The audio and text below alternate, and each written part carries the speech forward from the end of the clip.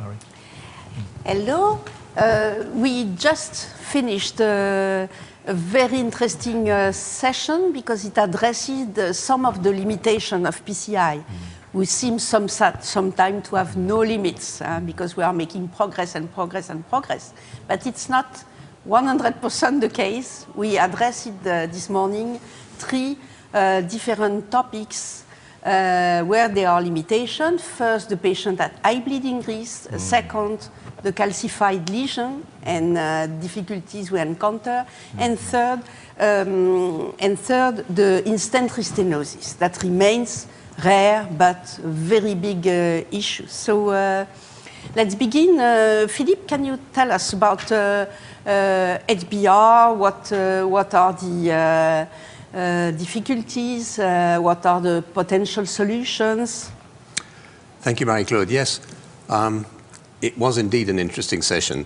We looked at what evidence we had in terms of the devices, the drug options, and also the definition of who these people are.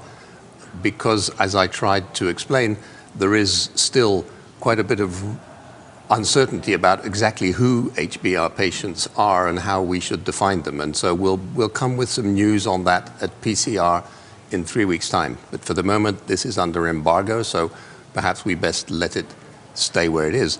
What we do know from the data, and you showed that, is that we have 3, now 4 trials dedicated to HBR patients, evaluating which stent might be the best stent. And we have good data for the Biolimus A9 polymer-free stent. We have good data for the now defunct Endeavour stent. And we have very reasonable data for elderly patients with the everolimus-eluting stent.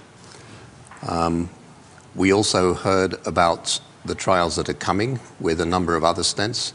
And in just a few months, we'll have the results of the Onyx 1 trial, looking at the Onyx versus the Biofreedom, a very important trial. All these trials are looking at stents, not at drug durations. And the assumption is these patients are too sick to tolerate more than 1 month. But whether that is always true or not is not necessarily something we know. And we mentioned the Master DAP trial, which is ongoing, Marco Velgimigli and others. And that is one trial which will compare different DAP durations for HBR patients. But that's still in the making, so we don't know that yet. So we covered the field, but we came out with a lot of questions and only so many answers. I don't know if some of my colleagues would like to react to that. I think that you can. I was really interested because it's not only the stent, it's not only the background information, but it's also the patient and the lesion. Tell us about it. I think that it's a combination, like you're saying. It does involve the stent itself. I certainly am a believer that there are differences in the stents themselves in terms of thromboresistance. Some stents have more thromboresistant characteristics than others. For instance, I think fluoropolymer-coated stents have an advantage when it comes to thromboresistance. You know, Onyx with a BioLinks polymer has some thromboresistant characteristics. Bioabsorbable polymers aren't as thromboresistant for sure, but when they're conformally coated, they're relatively more thromboresistant. So I think we will see some differences between the stents. I mean, the Onyx 1 trial is a head-to-head trial of Biofreedom versus Onyx. So we will see whether this paradigm can be adapted to all stents across the board, or whether there's specific stents that do better. And I think that in terms of the importance of stents, it's important for stents to be flexible in terms of DAP duration. If they're not flexible, we need to know that as interventionalists. Marie, can I ask one of the questions regarding that? Because it seems like in the clinical practice, we have a lot of this kind of patient.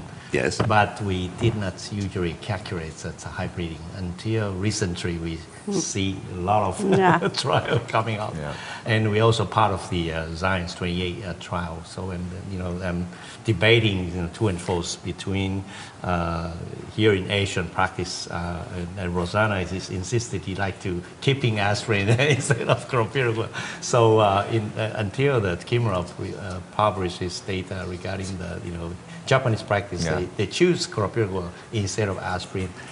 So that's, but in some scenario, for example, a patient is going for recent surgery. I think the DS versus biomedicine, in this kind of recently going to a surgery. Also, this is not the hybriding with routinely, but however, in recent surgery, this is one of the criteria we should think about. What is the practice with biomedicine, or still continue using a DS for choosing a better form? Well, I think Marie-Claude would agree. In Europe today, unless it's a financial constraint, which is rarely the problem, bare metal stents have zero indication. Nobody has benefits from a bare metal stent. Someone who's going to need urgent surgery for whatever it is will be better off with a biofreedom in my hospital than with a bare metal stent. Then if you believe it's something that's applicable to all drug-eluting stents, then you could use any good drug-eluting stent, second generation, and hope that 1 month is okay. You just don't really have the data yet. But you're going to bring that with Science 28. And if the data is convincing, we'll all accept the idea that the fact that there is or not a polymer is interesting, but maybe not critical for DAP duration. May have other benefits one day, we don't know, but that might not be one. We just don't know yet. I mean, I think in our hospital, if they need surgery before 1 month, if they're on the transplant list, they're ultimately high ranked in the transplant list, we will even go to the extent of using a polymer-coated bare metal stent. I don't know if you have the Cobra PZF stent but we have it, which is basically a fluoropolymer-coated bare metal stent. And we have seen results that we can get away with 2 weeks of dual amplather therapy. Okay. Let's move to another difficult topic, which is the calcified lesion. Akiko, what can we learn from imaging to treat better those difficult lesions? Okay, I think once I start seeing the OCT, I learn a lot how we confuse based on the IVUS image, because whenever we see the picture by IVUS, everywhere looks very calcified. But those calcium is not the same. Once we see the OCT, that calcium could be very thin and actually very easy to expand, and sometimes very thick, which quite difficult, even the angle is small. So we learn a lot. Even same calcium is not the same. So we can better prediction how they react for the stent or balloon based on the OCT. That I'm very sure. And also in terms of the calcium modification by low tabulator or orbitory or like other new device, I think also we change our mind a lot. It's really not debulking. We are changing the surface of the calcium, because most likely I do believe the most hardest point of the calcium is surface. So when you polish the surface better, I think they are really facilitating a good calcium fracture. So those are the conceptually very important to start with what is the best. But I think we are talking many in-stent restenosis as well, but I think today's discussion is the most important is prepare well before failing, and then having the best result at the time of the first stent implantation is far more important compared to what we should start thinking for the instant restenosis. Okay, so you think that when we discover calcified lesion, imaging has a major role to better treat, better prepare the lesion. Yeah, because I like the image, but I think actually the world is a little bit more simple. So when we compare the OCT and angio, actually angio is not so bad. Because really the angiographic visible calcium is really amount of the total calcium. So if you don't have the thick calcium, typically angiographically we couldn't see the calcium. So the first practical standpoint is really you start looking at the angio carefully, and you really see the thick calcium and severe calcium. That's really indicating even by OCT or IVUS that should be very severe. Then you start thinking even before opening the imaging, because those cases even you couldn't pass the OCT or IVUS at all. So that's a very start point. But once you have some moderate type of the calcium, you may want to use a low tabulator or you just do the balloon. In something intermediate type of the calcium amount, I think the imaging can help to make it more efficient way to prepare. So following the question regarding this, because we are using IVUS a lot, but same feelings after we see OCT can see calcium that well. So, for example, if you have fluoroscopy, you see a very severe calcification, at least it was contraindication for using OCT because of renal CKD or other, some other factors or left main. Akiko, you will suggest using more OCT instead of IVUS. Is that your suggestion? I think I'm very practical person. So in such, go ahead to use those IVUS. And we are trying to make some better identification of the calcium by IVUS too. Because we learn a lot from the OCT, now we are trying to translate that information to the IVUS. If you start looking IVUS more carefully, I know probably we can know which calcium better to get the stent fracture, which calcium fracture, which we are going to show soon. Yeah.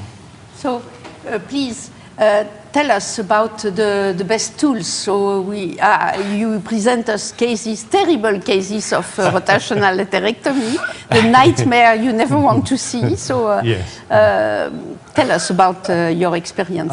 Because it was limited because depends on which country you are practicing. Because, for example, orbital currently only Japan and the US, they have orbital. So I don't know, CMARC still not yet available. So we still have to wait until the orbital 2, the clinical trial and FDA approval, CMARC approval. And Asia also, they just started running a trial in Japan. The PI is Shigeru Saito. So I guess at least we started to have that device. We still continue using rotational atherectomy. But however, the burr to arterial ratio, that was another issue because that's why I'm asking Akiko regarding, because sometimes you need to see that the thickness and you consider if that still under dilatation, you need to upsize your rotational atherectomy. So that's why, that Japanese colleagues, they propose, they see the thickness of the calcium and see if less than 350, there might be a chance of cracking. Of course, that's, so the common practice in my practice will be still the rotational atherectomy, but sometimes cutting Scoreflex, I don't know, from the IVUS point of view, still can be cracking some superficial calcium, but it's not that good as the thick calcium. I think the cutting balloon is good if you can deliver. That's right. Sometimes we cannot deliver. Delivery is not easy. I've been very impressed by a couple of cases that I've seen of intravascular lithotripsy. I don't know if any of you have used it because it looks extremely easy to use for interventionists. The worry of perforation apparently is low, and you can even use it as a bailout if your stent is not properly expanded. You can still do it after you've put the stent in, whereas rotablation after you've put your stent and can't expand it is a bit late to think about. And interestingly, also another advantage is the crossability. Much better than a cutting balloon. As you say, you think of cutting balloon, just it doesn't go there. So, I think that's... I think it's something, I would imagine it's something that's got a lot of future for calcium. That I agree. I saw so many cases by Cora from like Europe by Shockwave. It's remarkable. Very impressive. Maybe Akiko, you can give some answer because the laser, Columbia has some experience, a laser plus contrast, you can, what is the mechanism of cracking, that's because of the contrast making more power for the laser. And then laser can pass even the behind the stent. And then so you have to be, at least the lumen can be allowable some contrast to penetrate, and you continue laser, then you can create that kind of effect. Correct. Okay. Should we go to instant histology? One of spend all day in calcium. Worst case scenario. So can tell us about the mechanism. Mechanism. Well, I mean, a mechanism of in-stent restenosis could be multiple.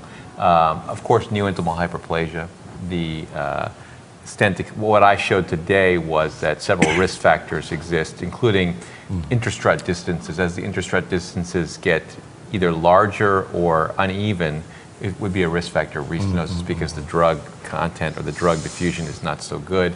But also neoatherosclerosis, I think, is a fairly big component of late stent failure, and one important thing to consider when we have drug-eluting stents that fail. So those are the major things that, in terms of making late stent failure and restenosis. And if I remember well, you showed us that this atherosclerosis is more frequent with DES. Yes, so it has to do with the drug or with the polymer? Or what?